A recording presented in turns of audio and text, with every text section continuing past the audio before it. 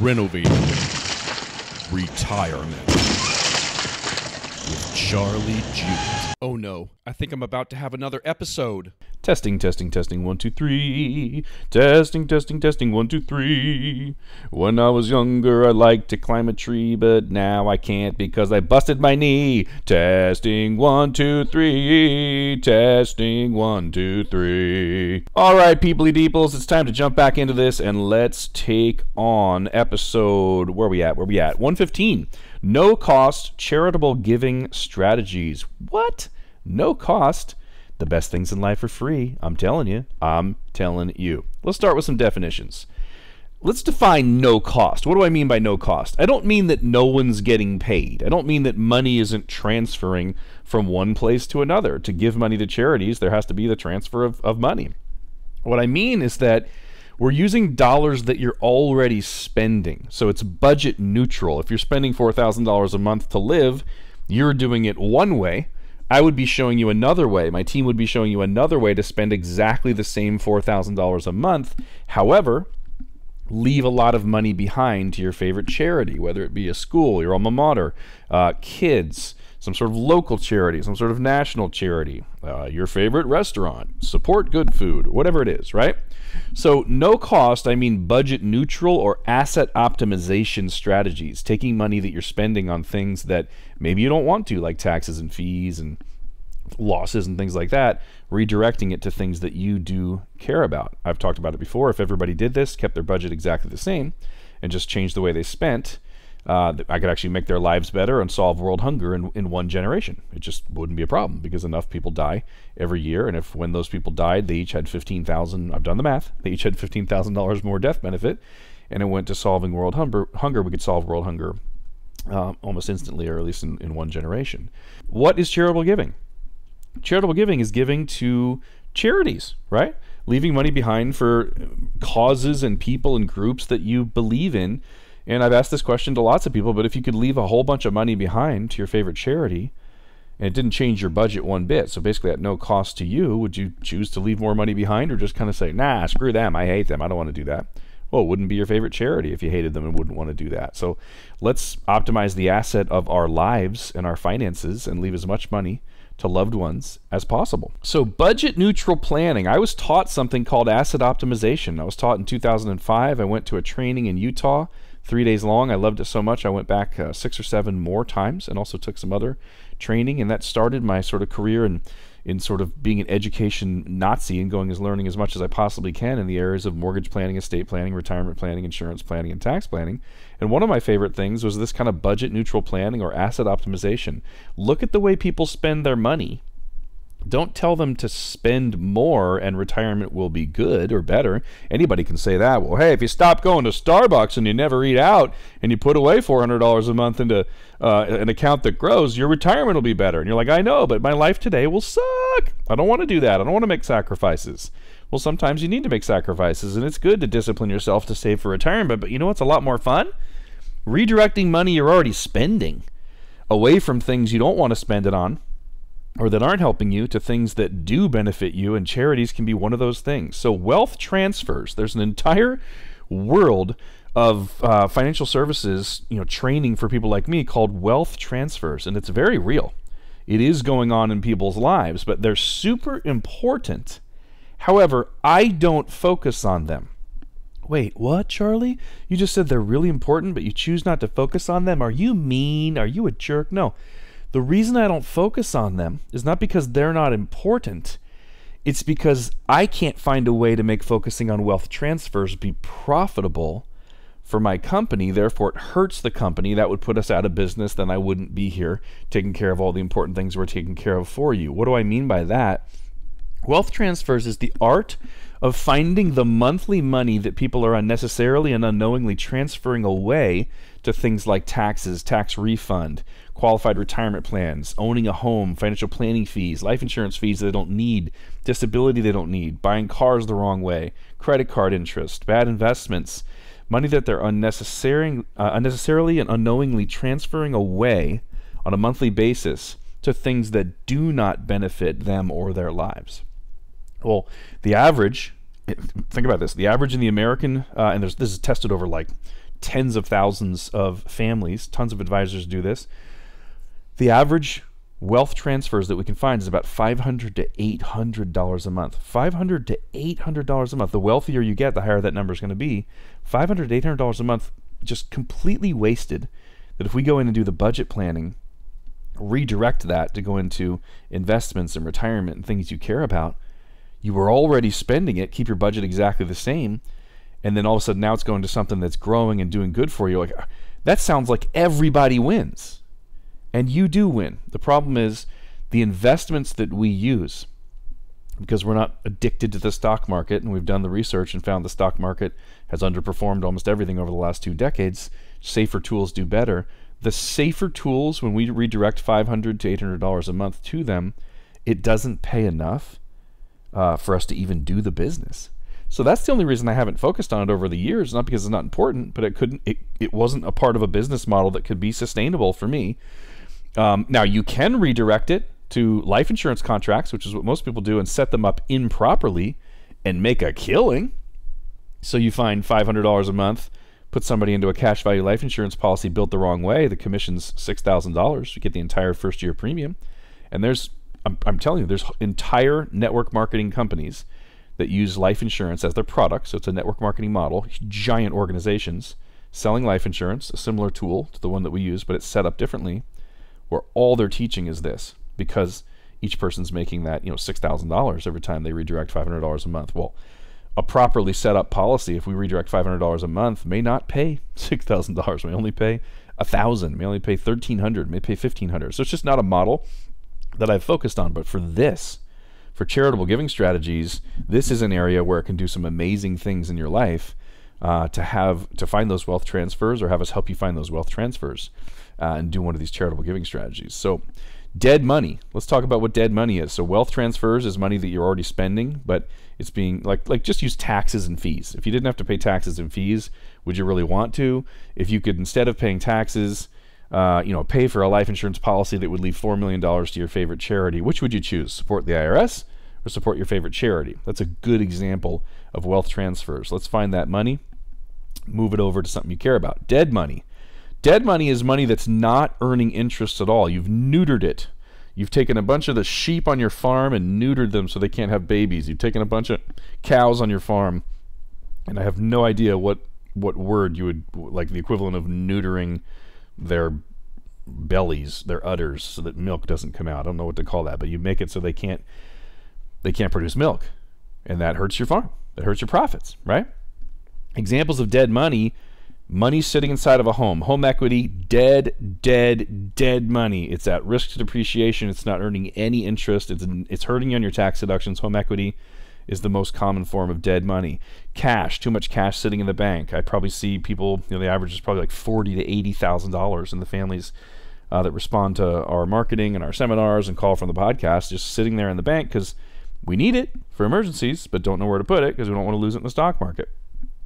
Too much valuable stuff sitting around. You might just own too much. You might be a little bit of a hoarder for valuable things. Those things can be turned into cash and invested, perhaps, if they're not appreciating assets or they're not important for you. Unrented real estate. I know that sounds crazy, but I've done it myself. I had 15 homes in a 9-year period. Some of them were rentals, and some of them sat empty for a while because I wasn't a very good landlord and was busy and just couldn't keep them full. Underutilized real estate that's maybe not being used in the right way. Maybe you are someone, Hawaii is where I'm most familiar. Maybe you are in Hawaii and you have extra bedrooms and you're not Airbnb-ing them. They're just sitting there doing nothing, and they could be an incredible source of income, or in any town.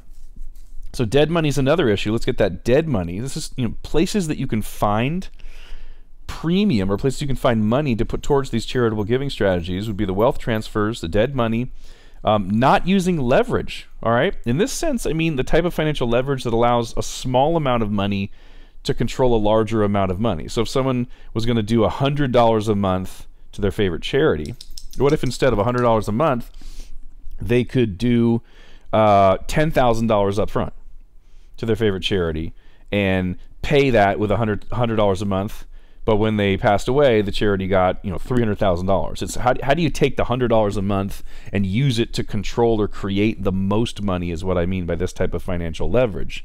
Examples would be not using life insurance, but rather giving money directly. So just giving directly, giving $100 a month to your favorite charity instead of maybe purchasing life insurance, paying $100 a month, and when you pass away, they get several $100,000. Well, if all the people that cared about the charity did it that way, yes, they have to wait a little bit for the money, but they'd end up with a whole lot more money for the movement. How much life insurance could that premium buy the normal way versus renting a chunk of money? You could also pay for life insurance at $100 a month, or like I mentioned, you could rent a chunk of money up front that you're paying $100 a month for. Another use of home equity. This could be a way you use home equity. Take a home equity loan, service it, and then put the giant chunk into life insurance up front. All of a sudden, you might be leaving twice as much death benefit. We can look at this. There's always a better way. Just compare the different ways. RMDs. Oh my goodness, I call it reverse my deductions, but RMDs stands for required minimum distributions. Do you have any idea how many people I've met? And I'm only one advisor. Have any idea how many people I've met who said the government is forcing me to take money out of my IRAs and 401ks, and I don't need the income. I'm living off my pensions. I'm living off my Social Security. I'm living off of whatever, my rentals. And now I'm turning 70 and a half, and I have to take this money, and I don't need it. Where should I put it? Oh boy. Well, one of the places you can put that money is either give it directly to charities, or you could buy life insurance that you're going to leave to charities, or even better, if you want to use leverage, take a mortgage out on your house, use the RMDs to pay for the mortgage, and then put that giant chunk of money into life insurance and leave even more money for charities. If you have to take money out of your accounts and you don't need it for income, you can either reinvest it for your future, or you can decide to just give it to charities. Either way, but you have to take that money out. And then guess what? Surprise, surprise. You want to hear something just crazy? Banks will actually lend you money. They will lend you money to do this. I know that sounds weird. It's the most exciting thing in the entire sort of life insurance and investing world, called premium finance. It used to be only available if you were worth $5 million and up. So if you haven't heard of it, don't beat yourself up. Now it's available for basically anybody making, as a couple, making $100,000 to $150,000 a year. Banks will actually lend you money to put into life insurance policies that you can leave to your favorite charities. If you're, putting in $10,000 a year, let's say, they'll double that to $20,000 a year. So you just invest for 5 years, they double your premiums, and then when you stop investing in year 6, they'll keep putting the $20,000 a year in for the next 5 years. So you're actually getting 4 times as much money as you're putting in goes into the policy. Why? Because banks just want to make their interest. They don't care if they sell you a car, they don't care if they sell you a home, they don't care if they give you money to put into retirement. They just want to make their interest, and they pay themselves back through the investment itself. It's collateralized by the investment itself in most cases. So these banks will actually give you money to do what I'm talking about. You can give to charities using bank money and keep it all budget neutral if we use wealth transfers or RMDs to pay for the small portion of the premiums that you need to pay. I know you're not going to understand that from just this one little snippet. I am going to have Jim Carroll on the show soon, who's going to do an entire show on premium finance and using leverage to invest in your own retirement or charities or whatever you want to do, so it'll get much clearer at that point. Examples of where we can find or create the premium to pay for these things. Because if you're leaving money to anyone, you're leaving money to kids, you're leaving money to charities, no one really disagrees the best way to leave money to anybody. So the best way to do the next life, in my long life, short life, rough life, sick life, in the next life, is life insurance. People can argue about what's a better growth tool, annuities, life insurance, stocks, or real estate. You can argue about what's more liquid, banks, annuities, life insurance, blah, blah, blah. Nobody really argues about the best way to leave money behind after you're dead, because life insurance is the only tool where whatever you've put in gets bigger, significantly bigger, 4, 5, 6 times as much, and transfers completely income tax free. So all of this, what happens when I pass away, inheritance and charitable giving, that kind of stuff, it's always going to be life insurance anyway, because it's just got better tax treatment, and you can leave a whole lot more money this way for the same contributions. If you're going to leave $200,000 to somebody, why would you leave them $200,000 and maybe have it taxable when you can put it into life insurance and leave $1 million and have it be income tax free? So no one really argues on that. So we're talking about how do we find premium to put into life insurance to leave to our favorite charities and causes we believe in. Example, current charitable contributions. any companies or any checks you're already writing to different services. I have a child I think I'm supporting in Bolivia, right? And I could take that $30 a month and say, well, wait a minute, maybe I don't support one child right now. Maybe I service a life insurance policy, and when I pass away, they get $400,000 to support children. And yes, we could argue, is that best for the one child right now that I'm supporting? But if everybody did that, they'd always have all the money they needed all the time to support all the kids. And that's my point, is if we could solve world hunger or solve all these problems, if enough people did this, then let's just start one person at a time. Current charitable contributions, you can find money, redirect those towards life insurance premium. Certainly wealth transfers, money that you're unnecessarily and unknowingly transferring away to taxes, fees, losses. If you're in a Joker broker account, guys, we're now in the longest bull market ever. The longest time the market's gone up and up and up and up ever in history. We're in the middle of it. We're in the third most expensive market of all time, needing an adjustment. If you still have, and by the way, with all of that, from January 2000 till today, which is like September 2018, almost 19 years, the S&P 500 went from 1455 to 2900. That's kind of a score, 1455 to 2900. If you do the math, that's about 3.8% compounding. The last 2 decades have not been stellar for the market, and we just had the longest run-up we've ever had in history, and we need a correction. If you still have money sitting in the market subject to losses when it's not paying what it should, and the safer strategies are paying more, and then you can go look at the Morningstar article on what the experts are saying is going to happen over the next 5 or 10 years, you're just gambling, and you're gambling at a time where the probabilities are all against you. So money that you'd normally lose, why not just lose it in a way that's beneficial for you? If you really want to lose $10,000, why don't you stick it inside a life insurance policy and give it to your favorite charity instead of just leaving it in the stock market and letting it take it away from you? Refinances can do this in several ways. You can do a rate and term refinance where your payments are $2,000 a month. You find a way to drop them to $1,800.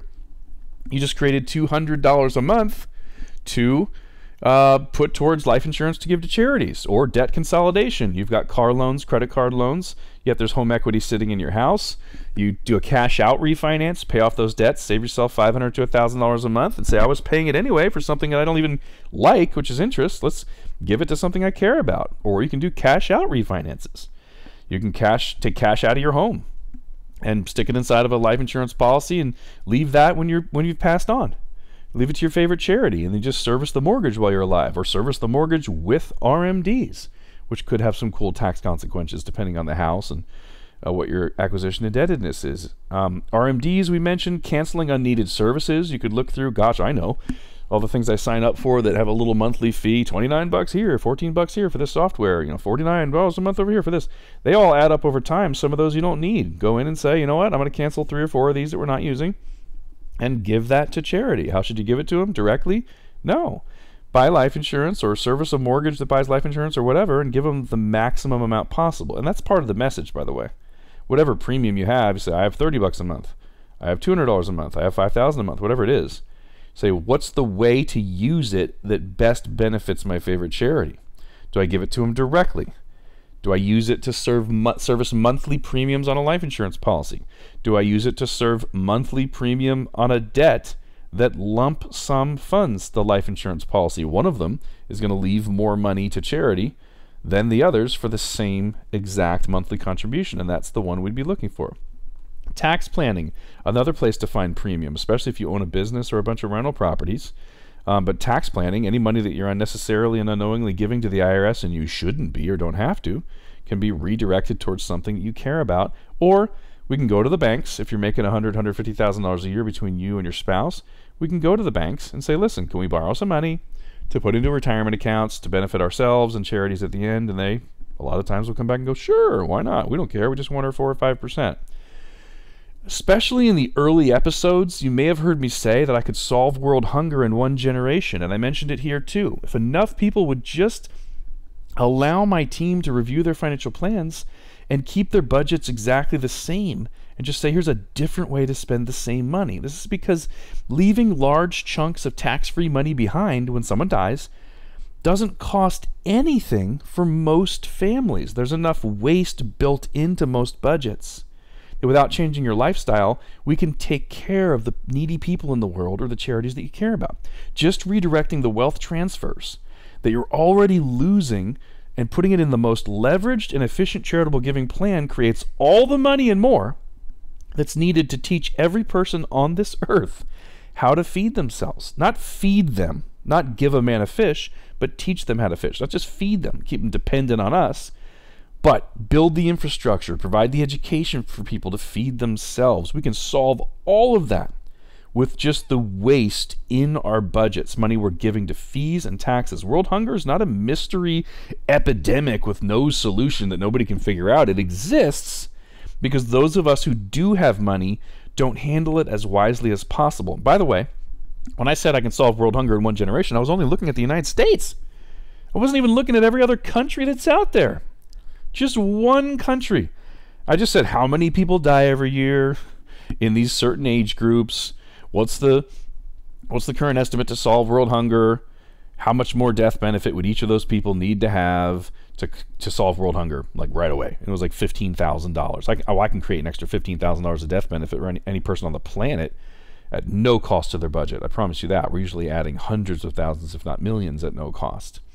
One of my goals for this podcast is to provide the education needed not only for you to live your best life possible, but to also provide education that solves completely, or at least makes a dent, in world hunger, which is something I care about. If my children were starving and I was watching them die, I would want someone in better circumstances to think about my kids, care about it, and do something about it. And it just so happens that not only can we do something about it with small sacrifices, we can actually do something about it with just the waste in our budgets. And it's kind of sad if we don't help. I hope in the afterlife, some of you approach me and say, I want to introduce you to some people, Charlie. And you lead me to a huge group of humans who would have starved to death if it had not been for what you applied from these podcast episodes. Does your charity have to be feeding hungry children? No. We need clean water, equality for women, ex-Navy SEALs raiding camps of sex slaves, beating the crap out of the bad guys and bringing those precious girls home. We need domestic violence to stop, to fight the war on drugs, etc. There's all kinds of important causes and charities.